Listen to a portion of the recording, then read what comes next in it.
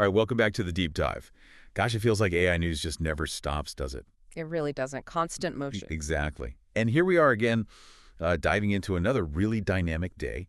September 4th, 2025 wasn't just, another day. It felt like a snapshot of this fascinating AI paradox we're living in. How so? Well, we saw some really unexpected collaboration, side by side with fierce competition, and then you throw in some genuinely tricky ethical questions, plus just enough innovation to, well, keep us guessing. A typical Tuesday in AI, then. Huh. Pretty much. Okay, so let's unpack this. Our mission today, as always, is to cut through that noise and really pull out the business and societal impact that you need to understand. And understanding that impact is, frankly, more critical than ever. AI isn't some far-off concept anymore. It's actively reshaping industries, enterprise operations, even, our daily routines. Right. So understanding these underlying trends, the why behind all the headlines, it's absolutely crucial if you're trying to navigate this space. Speaking of navigating, Uh-huh. wow, our first big story today really took me by surprise. A potential Apple-Google partnership for Siri. Yeah, that one raised a few eyebrows. I mean, Apple. The company known for doing everything in-house, that closed ecosystem. Reportedly talking to Google about testing a Gemini model for an AI-powered Siri. Mm-hmm. It just feels like the rules are changing in real time. These tech giants are really scrambling, aren't they? What do you think is pushing Apple here? Well, it's a massive indicator, isn't it? Even for a giant like Apple, AI is so fundamental now that they might be willing to ditch that, decades-old, not invented here. Good to get that. Essentially, it shows the sheer intensity of this AI arms race and, frankly, the enormous cost of building these frontier models yourself. And this isn't just a minor tweak they're talking about. Right, this World Knowledge Answers project. Exactly. The goal seems to be transforming Siri into a proper answer engine, something that can pull together text, photos, videos, local info, much more intelligent. And the financials are interesting, too. Reports suggest Google's custom Gemini, running on Apple's own private cloud, came with more favorable terms. Better than the, $1.5 billion a year Anthropic supposedly wanted for Claude. That's the rumor. And Apple also apparently backed away from talks to buy Perplexity. So they chose integrating with a giant over buying a startup. Is this just about cost, or is Apple maybe admitting their internal AI isn't quite there yet, or is it just pragmatic given the talent drain we've heard about? I think it's largely pragmatic, though maybe a bit of both. It's this really striking contrast, isn't it? Seeking help from a major rival for a core feature, while at the same time dealing with this internal AI brain drain. Like their robotics lead heading to Meta. Right, Jian Zhang to Meta, other researchers leaving for OpenAI for Anthropic. It just highlights this fierce talent war. So even giants like Apple have to make these tough, pragmatic choices to stay in the game. But, even with a powerful model like Gemini potentially involved, Apple's track record on Siri upgrades, well, let's just say I'll believe it when I see it. Fair point. It's a reminder that even the biggest players face real challenges and sometimes have to make counterintuitive moves. Definitely. So if Apple is rethinking its walled garden, Google just got a boost for keeping its walls up. Ironically, thanks partly to AI. They just won a big legal battle. Ah, the antitrust case. Yeah. A federal judge ruled Google won't face a forced sale of Chrome or Android, despite the search monopoly findings. That's huge for them. It is. What was the judge's reasoning there? Well, this is the really interesting part. Judge Amit Mehta explicitly wrote, and I'm quoting loosely here, that the emergence of Gen AI changed the course of this case. Wow. So AI itself influenced the ruling. Directly. He cited ChatGPT and other AI tools as now being a genuine threat to traditional search. Because of that, the Justice Department's push to break up the company was seen as an overreach. So Google keeps Chrome and Android? And they can keep making those massive payments, like the $20 billion a year to Apple for search placement, just as long as the deals aren't exclusive. It's almost like their AI rivals accidentally saved them from being broken up. The irony is pretty thick, isn't it? Especially when you remember folks like OpenAI's Sam Altman and Perplexity had actually shown interest in buying Chrome if it had been spun off. Perplexity even floated a number, right? Yeah. Like $34.5 billion. So something like that. So yeah, the very AI rivals threatening Google's main business, search, effectively helped Google keep hold of Chrome. Strategically, this legal clarity might now free Google up to push harder on its own Gemini-powered browser ideas. Integrating AI even deeper. Exactly. It just shows how tangled up the legal fights, the market competition, and the tech advancements all are right now. It really is a tangled web. Okay, let's shift from corporate strategy to how AI impacts us, as individuals, maybe even in ways we don't realize, like applying for jobs. Ah, yes, the AI hiring study. Get this, a new preprint study found that large language models, when used for screening resumes, consistently prefer resumes written by other AIs over ones written by humans. That's quite a finding. It's a big deal, Yeah. and the bias is strong. Here's the real kicker. The highest preference was for applications written by the same AI model that was doing the reviewing.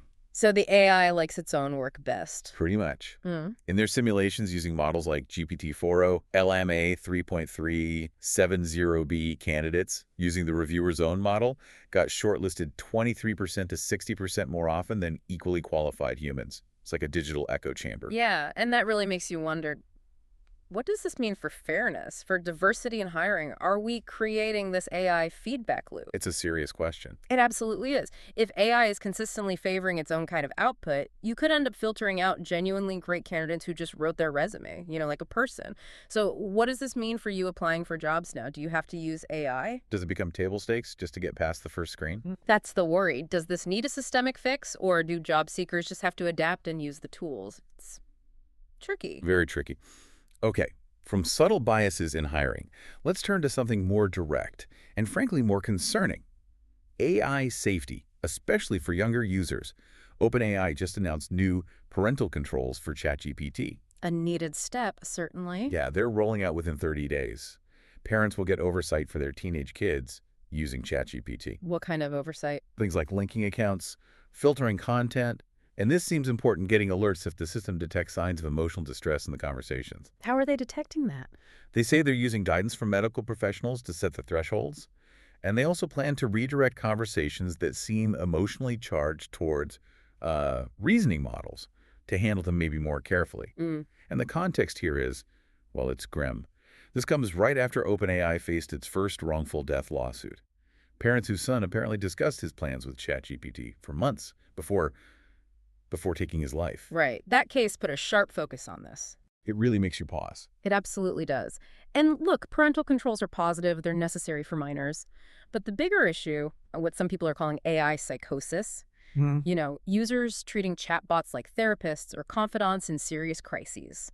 That's still a huge ongoing problem with no easy answers. Yeah. It just throws the ethical responsibilities of these AI developers into really sharp relief. It goes way beyond just blocking bad words. It's about mental well-being. Incredibly weighty stuff. Yeah. And it highlights the responsibility that comes with this power.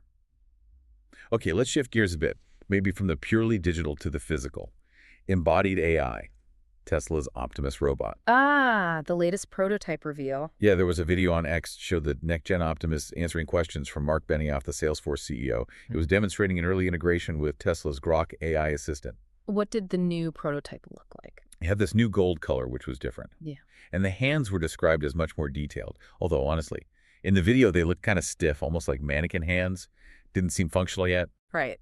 I think Tesla mentioned before the next-gen hands would have actuators in the forearm, working the fingers with cables. That would be a big step up. For sure. Still, it shows the direction. Right. Absolutely. This is all part of that huge, ambitious push to get AI out of the computer and into the physical world. That's critical for actual real-world tasks, beyond just software. Still early days, though. Oh, definitely. Those hands, like you said, looked more for show in that clip. But it signals the direction. A truly capable humanoid robot, powered by something like Grok. That's still a long way off, but these are the steps towards it. It shows the ambition, yeah. Okay, speaking of different directions, let's talk about something that's kind of the opposite of Tesla's approach, in a way. Switzerland releasing Apertus. The open source model, yes. A very different philosophy. Totally. This comes from EPFL, ETH, Zurich, the Swiss Supercomputing Center. A large-scale, fully open-source language model built specifically for transparency, privacy, sovereignty, and multilingual inclusion. And when they say fully open, they mean it, right? Data, weights, everything. Exactly. It's auditable. The training data, the model weights, the documentation, all out there under a permissive license. And it's not small scale either. Comes in 8 billion and 70 billion parameter versions. So different sizes, including a pretty powerful one. Right. And it supports over 1,000 languages Yeah. with like 40% non-English data, which is huge. You can deploy it through Swisscom's platform or Hugging Face. What's fascinating here is, well, it's the why it matters. Having a truly open, privacy-focused model in a world dominated by closed, proprietary systems, that's important. A counter-narrative. Precisely. It tackles those big concerns around trust, around data sovereignty, making sure diverse language communities aren't left behind by models trained mostly on English. It offers a different path, one focused on community access, being able to check the work, local control. A really important alternative. Definitely. The big question, of course, is can models like this truly keep pace with the massive resources the tech giants are pouring into their systems? That remains to be seen. Hashtag tag, outro. So wrapping all this up, what does this whirlwind day mean for you?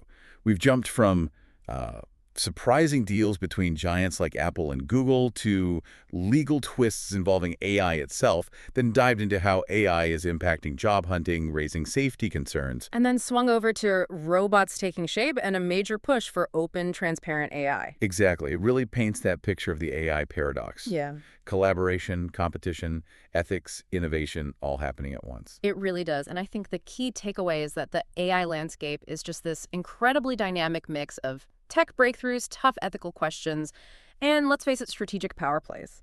Just knowing about this stuff isn't enough anymore. It's about understanding it, applying it, and that requires critical thinking, questioning things, considering all the angles in this incredibly fast-moving world. Couldn't agree more. And as you go about your day, thinking about all this, maybe chew on this question.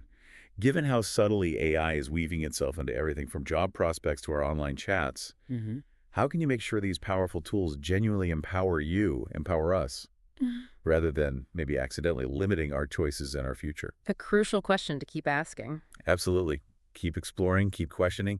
Thanks for diving deep with us today.